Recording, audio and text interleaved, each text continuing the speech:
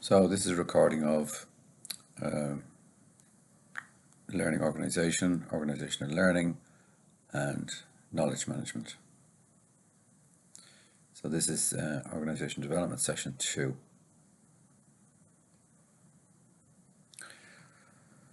Okay, so starting out, last week we looked at the idea of what's organizational development, and since it's about developing organizations and helping organizations to grow, you would imagine that organizational learning is going to be a really big part of it, probably the most widespread intervention. And most people who work in jobs which are termed OD, Organization Development Director, Leader, Facilitator, all those jobs in organizations today are usually involved heavily in learning inside the organization. So the chief guy is in relation to the concept of the learning organization, have put together definitions which are quite helpful. One which talks about the facilitation of all its members and continuously transforms itself. So a learning organization, you can think about it, it's very sensitive to its environment. So looking at organization design, we have organizations which are nested within wider systems and environments, and a learning organization is one which learns from that. Another way of looking at it from Popper is organizations are learning organizations when they embed learning mechanisms into a learning culture. So it sounds like a really important and big deal. Cengage is the one who made the money out of it because he popularized an idea of the learning organization and got the book out, The Fifth Discipline, made quite a lot of money out of it. And the idea behind it, of course, is controversial, not totally accepted by everybody. So learning organization is seen as a kind of a process, and it's quite Japanese in a way, where it sees continuous improvement as being the goal rather than an end goal in itself. So the end is not, the end is kind of like the beginning in a way. It's seen as something which one obviously moves towards, but which one never gets to.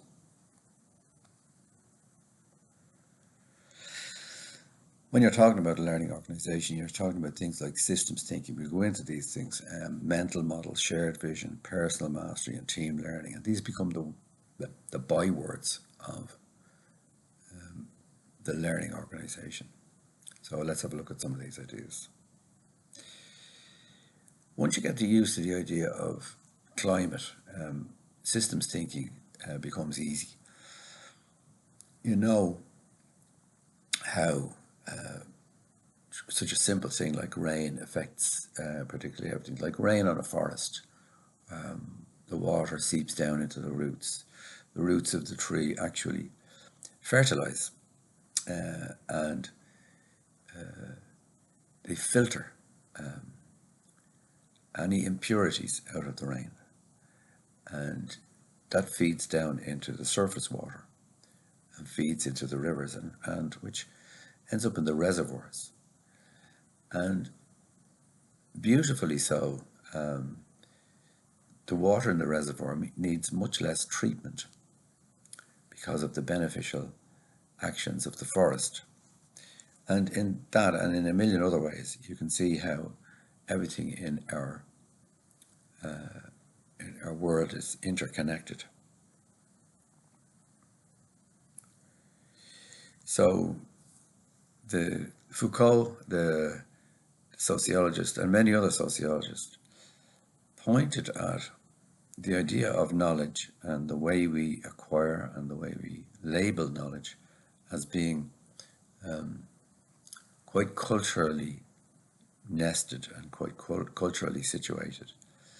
And as a kind of joke, these sociologists used an example from a long lost Chinese encyclopedia as to how animals were categorized 500 years ago in China. Now, these categorizations are quite strange to eyes from other cultures, and can be looked at as kind of amusing. And the point was being made about the arbitrary notions of categorizations, knowledge categorizations in many cultures, and how these are very, very much located and situated in the cultures themselves, and sometimes meaningless to other cultures.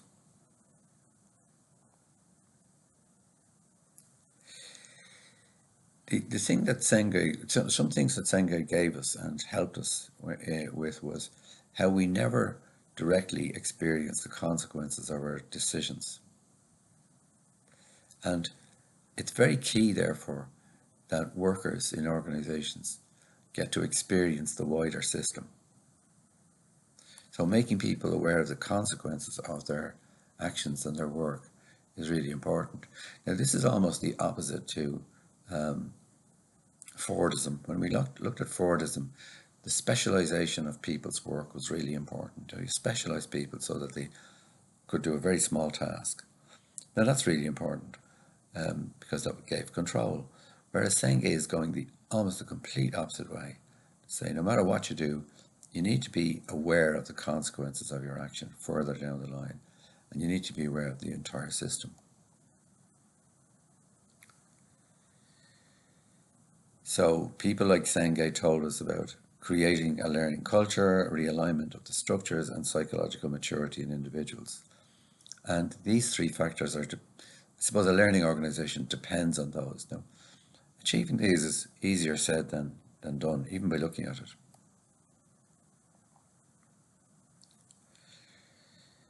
So instead of seeing Senge told us, instead of seeing ourselves as separated from the world, we are connected to the world. And the other thing about it is that one of the wonderful things he's contributed is to show us that when we encounter problems, we have a role in those problems. Managers who think their staff are not behaving properly get to look at themselves and see how their actions contribute to the situation. So we create a reality. How can we change it? That's really one of our critical things that we must do in learning organizations. One of the biggest flaws in the learning organization is the people who support the learning organization seem to suggest that the organization is kind of like has a life of its own. In other words, you have to conceive it as a being, an existence beyond the level of human beings. And, a lot of researchers and scientists would say that's quite problematic to see an organization as kind of having its own personality and its own being and its own existence outside of people.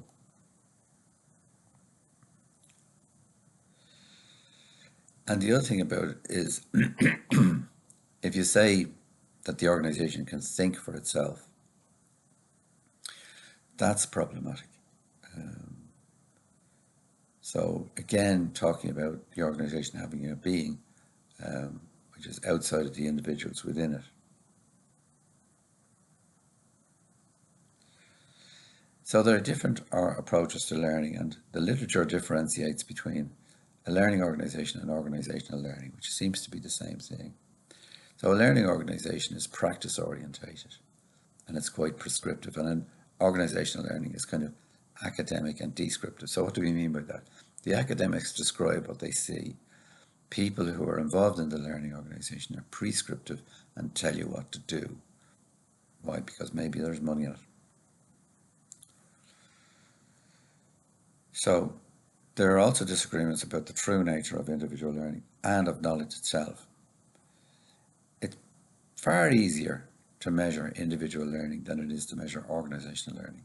We don't have true measures of organisational learning. We can measure an individual's learning, sure, before and after. So how does organisational learning differ from the learning organisation? Remember, the learning organisation is the whole organisation and its members moving towards an ideal state. Remember that. Whereas academics will tell you that organisational learning is done to achieve organisational goals, and it's shared or distributed among the members of the organisation and embedded in the organisational system. So where what the organisation learns and what the organisation needs to learn and what individuals need to learn is embedded in its systems, its structure and its culture. So what's unclear about is what purpose we have for learning. So when people use the term learning, they don't accompany it with a specific purpose. It's assumed that learning is either good or bad. It's not discussed for whom it's good or bad. So learning can be good for the individual, but mightn't have an overall learning organisational benefit. Organisational learning can benefit, but might not benefit the organisation materially. So often in these books, the learning organisation and organisational learning, people don't actually map out properly the pathways between learning and performance, and performance towards what purpose. So people often think learning, that's a good thing in and of itself, but they don't often talk about how learning leads to actually effective performance. So the other thing is, there's a political reality ignored. Employees carry on a thing called knowledge husbandry. So what it means is they carry on defensive routines. So if you try to manage the knowledge that I have, I may resist it. Back in the days, the whole idea of the conveyor belt in the Ford factories was to gain control of the knowledge that the craftspersons had. So the factory is in fact a kind of an appropriation or a theft of the skill of the craftsperson, and to organise it in a way that organisations can control it. And so that's a political reality. That fight doesn't go away just because we're now 1 century later. So if you look at traditional organisation structures, you look at your organisation design, you see the structures. The structure reinforces behaviour that was good in the past, but it doesn't actually help individuals in terms of its learning. In fact, it works against learning, works in contradiction to learning. So if you think about it, we train people into structures and we want them to do things a certain way, but they stop learning then, really. Once they've learned how to perform within the structure, they stop learning anything else. So knowledge management is a response to organisations losing the control of things in the 1980s, when there were big redundancies as people downsized and right-sized organisations. And their response in the 90s was to introduce concepts called knowledge management, so that would never happen to us again. We lost hundreds of thousands of workers from organisations, thinking that right-sizing the organisation would be a good thing, lower numbers, lower costs. But what happened was all the knowledge that left the organisation in the heads of these workers was not really replaced or captured. So in order to be able to do that trick again in future years, consultants sold the idea of knowledge management to organisations, and they bought it. Now, this is an age-old struggle, and Marx used to say the workers will own the means of production. Marx was right. An example of that took place in Ireland about 20 odd years ago, when a company called Merrion Capital was formed. Now, it was formed by a group of senior executives in Ulster Bank who were huge asset managers. And what these guys did one day was they stood up and walked across the street and formed a new company called Merian Capital Group. Excuse me. Now, the interesting thing about that was that that day, Ulster Bank still had its buildings, its software, its files, its computers, and its administrative staff. But what it didn't have was a business, because the knowledge of how to run that business was actually in the heads of the workers who ran it. And when they walked out and formed a different company, Merian Capital, across the road, Ulster Bank were no longer in that business, and Merian Capital had just gone into that business. So it reminded us that in a modern day, that where effectively we're living in a knowledge age, that the workers do own the means of production. And the battle for organizational owners is to manage that knowledge, or to appropriate that knowledge as often as they can. So knowledge management, KM, it's a systematic effort to capitalize on the cumulative knowledge that an organization has. And the idea behind knowledge management in IT is that knowledge can be separated from the individual and can be stored, retrieved, and shared. Simple idea. Sounds good. Sounds like an IT dream. So IT dominates knowledge management. They conceptualize the problem as a technical one, right? So it's a technical solution. It pays little attention to other things like social organizational factors. It prefers to believe in ICT. So an argument against that would be that knowledge is contextual. In other words, it takes place in a setting. So if that's the case, and knowledge is situated in work practices, then it's very difficult to codify it. So the thing about it is, if you watch what knowledge management actually does, is it captures very explicit practices and explicit knowledge. But in contrast to that, other people might argue that the most valuable knowledge is a thing called tacit knowledge.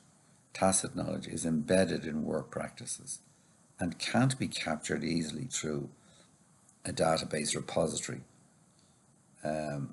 because that information, anything that you can put into a repository, usually isn't contextualized and usually doesn't contain the nuggets of tacit knowledge. So in effect, workers monopolize knowledge. They practice, work practices will differ from that prescribed by the company's manuals. So if you look at organizations in the morning, if your organization that you work in or worked in practiced a work to rule, in other words, worked according to the manual, the place would stop. Because work practices actually differ very much from the codified thing that's in the knowledge management database. So organizational learning happens in spite of management's efforts to manage knowledge, but not actually because of it. It happens in spite of management practices. So a work to rule, just think about it for a minute.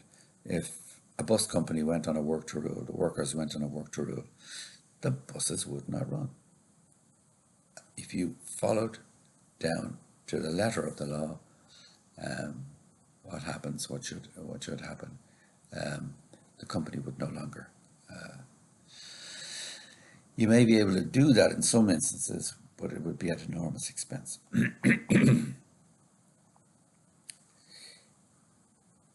So, in a certain way, there are some organizations where Fordist practices actually can work because the work is of a particular nature, of a very specific and explicit nature, and is easily codified. So in other words, the car industry was successful because the knowledge needed was codified. In actual fact, if you look at car production at the moment, it's run by computers. So what was true then, years ago, about car assembly is still true today. And probably technology will keep advancing until it absorbs more and more work. If you look at AI, the way it's taking over the legal profession, you can see that lots of work is capable of being standardized and routinized. It still is, so that stuff is still a problem for motivation in organizations, because the more you standardize work for people, the more you take the soul out of it for people. So in the knowledge society today, much of the knowledge being conducted, one of the knowledge work being conducted is of a tacit variety. So the juicy stuff that people know how to do the work, the stuff that really is very difficult to codify. What hasn't changed is management's need to actually grab it and hold on to it, because otherwise they don't have control. And the Great Resignation is causing real problems for management, because people who actually know how to do the job are staying at home. At the moment, technology can't capture the tacit knowledge, but in the future, you never know what might happen. Workers really are placed at the centre of the learning organisation. So the lifelong contract is destroyed. A new form of commitment has to be found, so no matter what. And this is never more true than when you see the Great Resignation or quiet quitting. The learning organisation might offer some means of capturing the engagement of staff. Workers could support a culture and support culture change, which puts them at the centre of learning within the organisation, and which invest a lot in their development. That might win. That might be an antidote to what's going on in organisations today.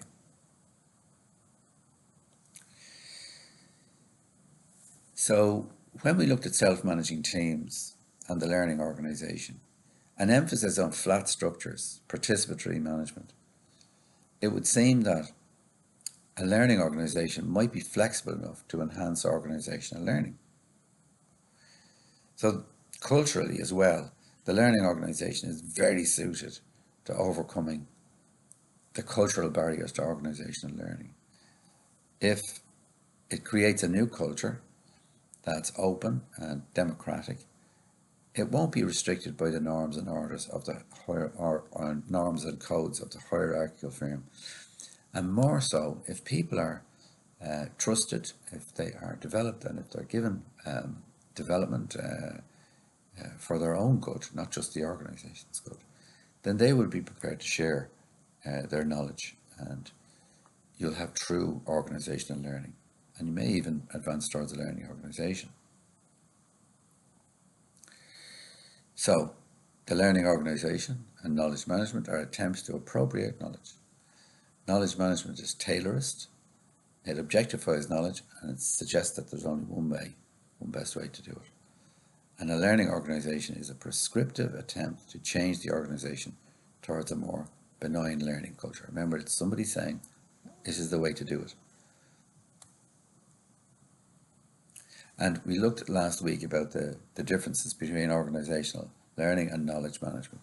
Organisational learning has some kind of benevolence and participatory and teamwork elements to it, whereas knowledge management is IT based. It's one way of doing things.